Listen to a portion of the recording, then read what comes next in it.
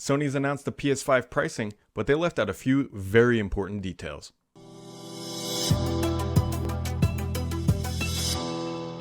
This week, Sony announced the pricing of their next generation console, the PlayStation 5, to no surprise, and they are coming at a pretty good price point in my opinion. $399 for the digital version of their console, and then $499 if you would like the Blu-ray drive, which is honestly a pretty big premium, $100. I was not expecting them to be $399, but hey, that is where they are coming in. And actually, Sony came out and said that the price points for these consoles were actually decided way back in the spring, and that what Microsoft announced earlier this week, or earlier this month, I should say, had no bearing on what they were going to do with their consoles. That being said, we know the full picture now is $299 for the Xbox Series S, $399 for the digital PlayStation 5, and $499 for the Xbox Series X and the PlayStation that has a Blu-ray optical drive. Those price points give consumers a lot of options, which is a great thing, but some of the things that Sony left out of the conversation yesterday start to make sense about why their console is priced the way that it is. So Sony is obviously doing $399 for the digital version, and then they came out and said, hey, our games are going to cost $70, and so that is a $10 premium over the previous generation titles, which is a pretty big deal because that's obviously $10, and sometimes there's DLC and all that other stuff. Now, we don't know the full story about what's going to be microtransactions and everything else, but $70 just to get into the game is a pretty big deal. Also, because digital games have higher margins for Sony, right? It's pretty obvious. They don't have to print the game, the disc, the box, and they don't have to ship it. There's a lot more margin in that. So when they look at the digital version of the PlayStation 5, they can make the assumption that, hey, if this person is buying this console, they're only going to be buying digital games from us, which means that we're going to have higher margins, and that is how they can drive down the cost of that console, which is honestly a pretty smart move. But and Microsoft, don't get me wrong, with the Series S, absolutely benefits from this as well. So that is part of their new generation pricing strategy. So keep that in mind, that $70 is going to be the entry point, whereas Microsoft is kind of, eating a little bit with the Game Pass. Game Pass is starting at $15 and you get all of their titles. Granted, you don't own them, but here's a real kind of honest conversation that most people don't like to have. You don't really own the games that you buy from the store anyway. If they push an update down that turns it off and doesn't make the game work, you can't do anything about it. If you want to sell your digital games on PlayStation, you can't do that either. Not that you can do that on Microsoft's console either, but that's just the nature of it is.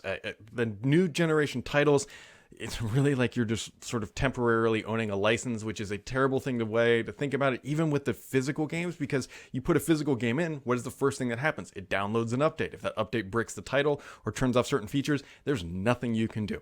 Anyways, so Microsoft has Game Pass Ultimate. Sony is doing their strategy. I suspect that Sony will beef up their sort of Game Pass strategy at some point, but that was not yesterday. So there you go.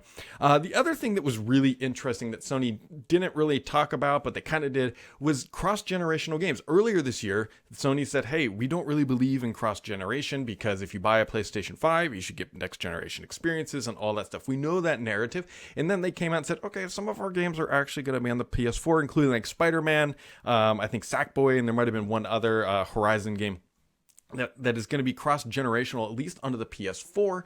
And then they also came out very clearly with some titles as well, said, hey, these are going to be coming to the PC too. So while people got really angry when Microsoft was doing this, Sony has obviously figured out that, hey, you can make money doing it this way too, and that is just the strategy that they're going to take. And so that is just one of the other little things. And then finally, pre-orders on the Sony side didn't go nearly as smoothly as I think Microsoft will personally, although we still have to wait to see how Microsoft's play out. But Sony came out after the event and said, hey, starting as early as tomorrow, you will be able to order the PlayStation 5. But what really happened is that some vendors just started saying, hey, you know what, you can pre-order them now. And then depending on where you looked and how you got there, some people have already pre-ordered like their desired PlayStation version, and some people are being left on the sideline. So things got a little bit messy for the initial announcement there of the PlayStation 5, but overall it looks like it's going to be a good experience once everything gets aligned. Although the cross-generational games one is the one that kind of has me mixed here, because Sony was really adamant, and they've been pretty proper about that previously. They also said,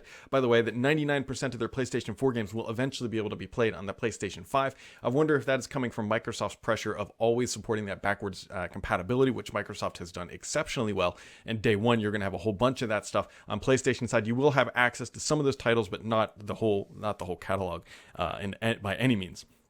And so Sony is, it's off to the races at this point. Microsoft has played their complete strategy out, and I think Sony put out some quality games yesterday. I think things looked pretty good. Demon looked pretty interesting. There's, both consoles definitely have their strengths and weaknesses. Microsoft is going to have an interesting time trying to educate the market on the Series S and X. I seriously hope that they are not done with their extreme hype that they are trying to put together to get these consoles out the door, because they need to do a lot of work to differentiate between this two.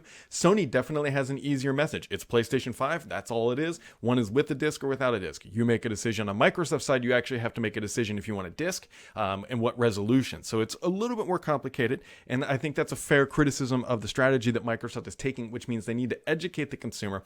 Thankfully, when the Xbox One All Digital Edition, I wrote it up as like a canary in a coal mine, because that was Microsoft trying to get consumers educated to the idea of shipping a console without a disc.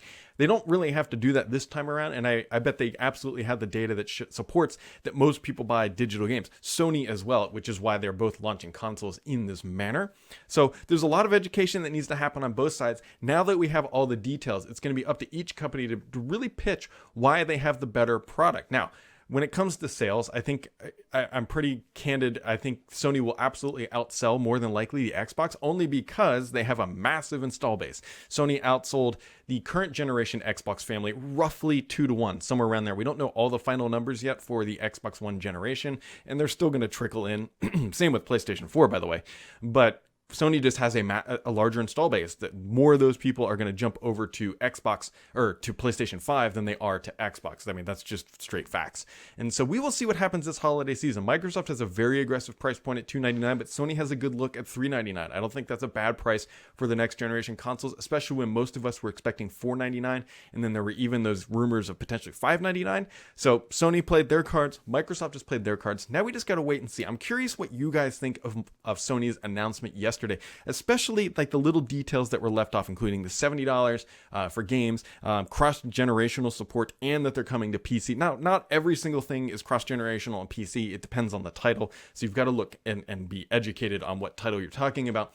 But I'd be curious what everybody else thinks. Is Sony backtracking too much? They have a pretty rich history of backtracking when it comes to console launches. And so I'm curious what you guys think. Let me know in the comments below. Hit that subscribe button, ring the bell, or whatever thing you want to do. And we'll catch all of you right back here next time.